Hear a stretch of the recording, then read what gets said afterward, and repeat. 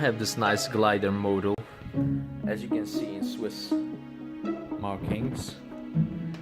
It's nice because you can actually open the cockpit and check out not only the seat belts,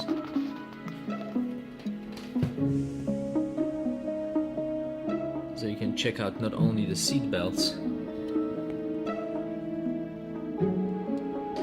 also gauges.